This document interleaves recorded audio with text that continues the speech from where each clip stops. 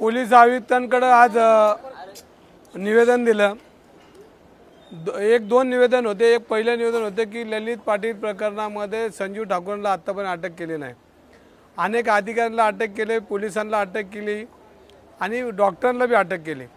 ह्या सगळ्या अटकेमध्ये संजीव ठाकूर जे मुख्य याच्यामध्ये ललित पाटीलला ज्या पद्धतीने त्यांनी ठेवला आणि ललित पाटीलनी लाखो रुपयाचा त्या ठिकाणी लोकांपर्यंत पैसे पोस्ट केले, ते संजीव ठाकूरांपर्यंत पोचले पैसे। त्यामध्ये अंमली पदार्थ विकण्याचं भी कारस्थान त्यांनी ससूनमध्ये केलं आणि मेन आरोपी संजय ठाकूरला आतापर्यंत अटक केली नाही, त्यांना अटक करावी अशी आम्ही मागणी केली। जर अटक नाही केली तर आम्ही परत एकदा आंदोलन करू आणि रस्त्यावर येऊ की ललित पाटील सारखे अनेक ललित पाटील भविष्यामध्ये त्यांना कोण प्रशासक, कोण राजकीय मंडळी, कोण पोलीस अधिकारी याच्यापुढे मदत करणार नाही। म्हणून एक दहशत पोलिसांची राहावी, एक कायदा व्यवस्था व्यवस्थित राहावी, ह्यासाठी आम्ही त्यांना निवेदन दिलं आणि हे निवेदन दिल्यानंतर त्यांनी आम्हाला एक शब्द दिला की आता आमचा तपास पूर्ण होतोय, थोड्या दिवसात संजय ठाकूरांपर्यंत आमच्याला पाळमुळं जातील आणि त्याला आम्ही अटक करू असं त्यांनी आम्हाला सांगितलं। परंतु संजय ठाकूरांच्या पाठीशी कोणतरी राजकीय व्यक्ती असल्या कारणाने आजपर्यंत 3 महिने होऊन गेले तरी संजय ठाकूरांना त्या ठिकाणी अटक केलेली नाही। ह्याच्यामध्ये राजकीय वाद दिसतोय आणि हा राजकीय वाद लवकर काढावा आणि ललित पाटील प्रकरणात संजय ठाकूरांना अटक करावी ही पहिली मागणी केली।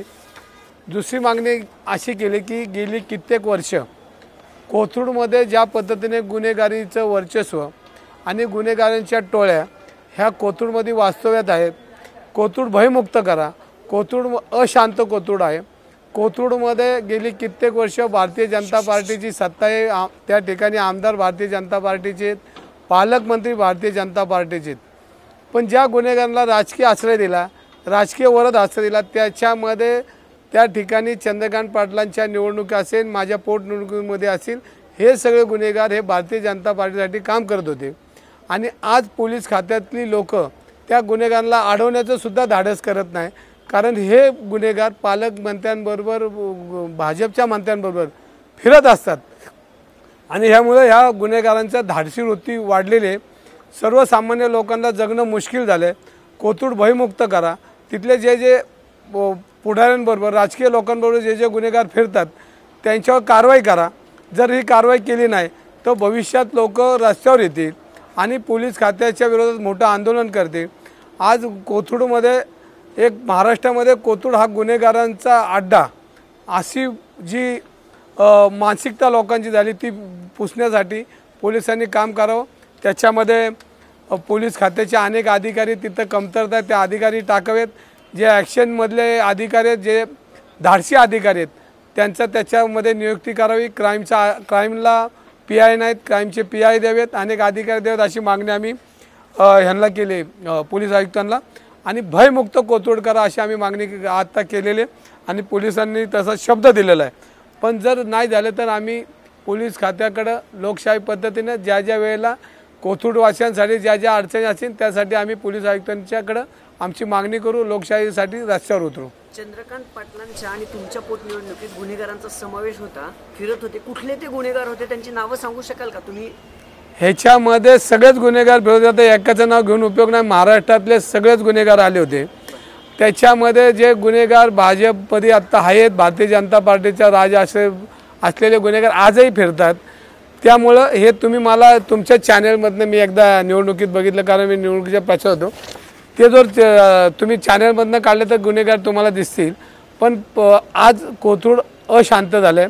आज तरुणाईचा ओढा हा गुन्हेगारांकडे आकर्षित होतोय, कारण ह्या गुन्हेगारांना राजाश्रय मिळालेला आहे। त्यामुळे पोलीस खातंसुद्धा त्या गुन्हेगारांना काय बोलत नाही।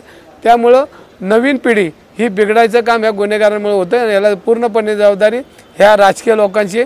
त्यामध्ये आमच्यासारख्या लोकांकडे बी गुन्हेगार असतील किंवा आम्हाला नमस्कार घालणारे गुन्हेगार असतील तर त्यांच्याही कारवाई करा अशी आम्ही आमची मागणी केली। आमदार साहेब, उपमुख्यमंत्री अजित पवार यांनी ससून रुग्णालयात तुमचं कौतुक केलं होतं, मात्र दुसऱ्या बाजूला हसन मुश्रीफ असं म्हणाले होते की वैद्यकीय समिती जी नेमलेली आहे त्याच्यातून देवकातेपर्यंत पोलीस पोहोचलेले आहेत, त्याला अटक झाली आहे, मात्र संजीव ठाकूरपर्यंत पोलीस का पोहोचू शकत नाही आहेत? आणि एका बाजूला जर उपमुख्यमंत्री तुमचं कौतुक करतायत, हसन मुश्रीफ म्हणतायत की ते देवकातेपर्यंतच पोहोचलेत, तुम्हाला काय वाटतंय नेमकं की पोलीस का पोहोचू शकत नाही? ह्याच्यामध्ये संजीव ठाकूरला पहिल्या दिवसापासून राजकीय वरद असता आहे ही वस्तुस्थिती खरी। फक्त संजय ठाकूरला जर अटक केल्यानंतर तुम्हाला पुढला त्याला जे राजकीय लोक आहेत त्यांचा आपल्याला तपास लावण्यात सोपं होईल आणि आम्ही त्या नावं जाहीर करू। आज फक्त संजय ठाकूरांपर्यंत विषय एकदा अटक झाली की त्याचे नावं आपोआप पोलिसांना कळतील आणि भविष्यात संजय ठाकूरला जी लोक मदत करत होती, आज चित्र असं की राजकीय लोक त्याला मदत करतात म्हणून त्याला अटक करत नाहीत, ही वस्तुस्थिती खरी आहे आणि ही संजय ठाकूरला अटक झाली पण अशी मागणी केली। आता ते थोड्या दिवसातच आपल्याला त्याची धागेदोरे पोलीस पोहोचवतील। शेवटी लोकशाहीमध्ये जेव्हा लोक रस्त्यावर उतरतात, तुम्ही लोक खऱ्या अर्थानं अशा लोकांचा चुकीच्या लोकांच्या विरोधात आवाज उठवता, आम्ही उठवतो, त्यावेळेला पोलीस खात्याला हीची जबाबदारी ओळखून आणि पुणे हे आमचं शांत राहिलं पाहिजे, गर्दमुक्त झालं पाहिजे, गुन्हेगारी मुक्त झालं पाहिजे, गुंडगिरी मुक्त झाली पाहिजे, कोयता गँग मुक्त झालं पाहिजे। ही मागणी आम्ही सातत्यानं काँग्रेस पक्षाचा आमदार म्हणून मी सातत्यानं करतोय, पुणेकरांचा लोकप्रतिनिधी म्हणून करतोय आणि याला लवकरच यश येईल असं मला वाटतंय। तुमच्यावर जबाबदारी देण्यात आली आहे सातारा लोकसभेची, तुम्ही इच्छुक आहात का पुण्यातून? कारण पुण्यात तुमच्या शहर अध्यक्षांचे फ्लेक्स लागलेत, चौकातच फ्लेक्स लागलेत मोठे आहेत। पहिला प्रश्न, तुम्ही इच्छुक आहात का? उद्या फॉर्म भरणार आहे? बघा, लोकशाहीमध्ये कोणी उभं राहायचं हे त्याचा अधिकार आहे।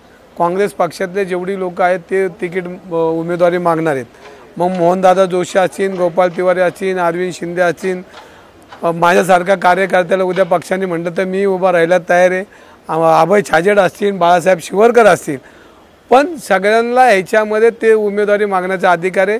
आमच्या अध्यक्षांनी जरी बोर्ड लावला तर त्यांचा तो अधिकार आहे, ते त्यांनी त्यांचं म्हणणं मांडलेलं आहे। पक्ष मग विचार करेल, निर्णय घेईल आणि त्याच्यामध्ये जर मी पक्षाने मला उमेदवारी तर मी निवडणूक लढवणारच आहे। आमदार साहेब, मान्य सगळं आहे, तुम्ही इच्छुक, पण तुम्ही अर्ज भरणार आहात की नाही? मी आता उद्या अर्ज भरताना तुम्हाला नक्की कळवतो। मी आज चर्चा करतो आमच्या सगळ्या कार्यकर्त्यांची, नेत्यांशी चर्चा करतो आणि उद्या तुम्हाला मी सांगतो की भरणार आहे का नाही। साताऱ्याची जिम्मेदारी तुमच्याकडे दिली आहे, थेट जे आव्हान असणार आहे छत्रपती उदयनराजे भोसलेंचं आव्हान असणार आहे। साताऱ्यात काँग्रेसची पारंपरिक सीट कधी राहिली नाही, कसं तुम्ही आव्हान पेलणार आहात, कसं टॅकल करणार आहात साताऱ्याचा? लोकशाहीमध्ये जनतेत जाऊन काँग्रेसचे विचार लोकांपर्यंत रुजवणार। सातारा जिल्ह्यामध्ये कुणी किती मोठं असेल तर लोकशाहीमध्ये हा मतदार राजा ठरवणार आहे। पूर्वी मी नेहमी म्हणतो की पूर्वी राजाचा मुलगा राजा होत होता, आज लोकशाहीच्या मतदान पेटीतनं राजा निर्माण होतो। त्यामुळे कुणी स्वतःला मोठं न समजता लोकशाहीच्या दरबारात संविधानामध्ये दिलेले अधिकार, मतदार राजाला दिलेले अधिकार, मतदार राजा हा राजा ठरवत असतो। त्यामुळं उद्याचा राजा हा मतदान पेटीतनं जन्मणार आहे। प्रश्न असा आहे की उदयनराजे भाजपत नाराज आहेत, तुम्ही तिथे गेल्यावर त्यांना काँग्रेसमध्ये आणण्यासाठी प्रयत्न करणार का? कारण ते नाराज आहेत, त्यांना तिकीट फायनल होईल का नाही पुढची गोष्ट, पण तुम्ही प्रयत्न करणार का? मी छोटा कार्यकर्ता आहे, पक्षाची लोक याचा निर्णय घेतील। मी फक्त पक्षाने दिलेली जबाबदारी लोकांमध्ये जाऊन पोहोचणार, लोकांचं म्हणणं ऐकणार, पक्षापर्यंत पोहोचवणार। ज्या काय अडचणी असतील लोकशाहीमध्ये, लोकांना अडचणी असतील त्यांच्यासाठी रस्त्यावरून काम करणार। आज आमची सत्ता नाही, आज या सत्तेमध्ये शेतकऱ्यांची गळचेपी होते, बेरोजगारांची गळचेपी होते आणि याच्यामध्ये सातत्याने एक कार्यकर्ता म्हणून, काँग्रेस पक्षाचा एक कार्यकर्ता म्हणून सातारा जिल्ह्यामध्ये काँग्रेस पक्षासाठी जे काम करावं लागेल तिथल्या संबंधित पक्षाचे कार्यकर्ते असतील, पक्षाचे पदाधिकारी असतील त्यांची चर्चा करून जे काही लोकांच्या हिताचं काम जेवढं करता येईल तेवढं तिथं जाऊन करणार आहे। भविष्याचा निर्णय पक्ष पार्टी त्या लेवलला घेतील।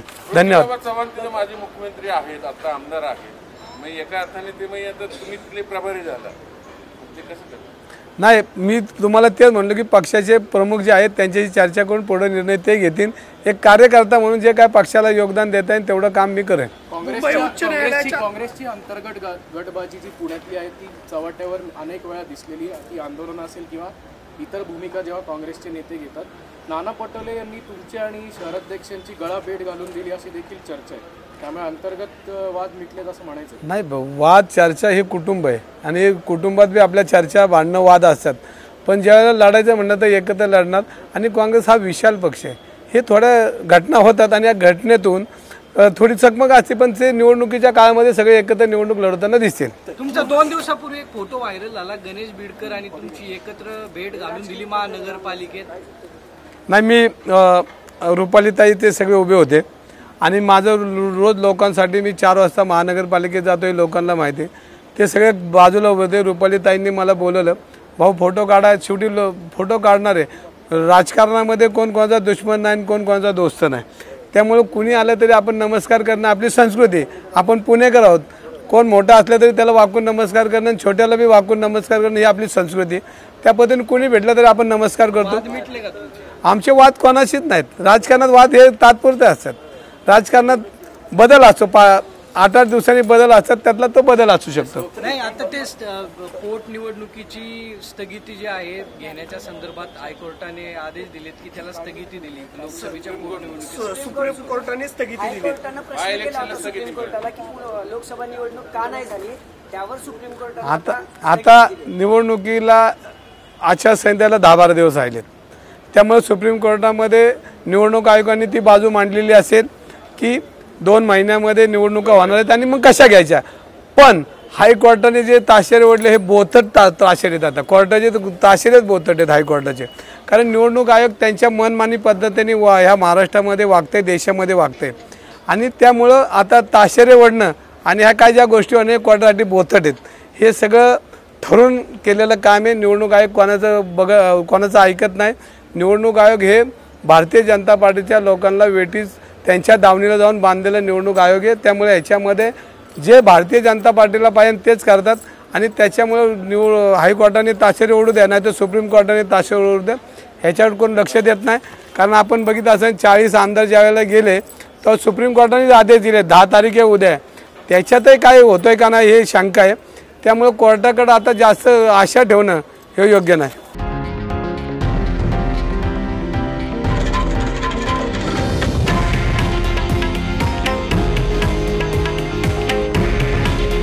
हे आहे देशातील नंबर 1 न्यूज नेटवर्क आणि आपण पाहत आहात TV9 मराठी. काळजी तुमची, हित महाराष्ट्राचं.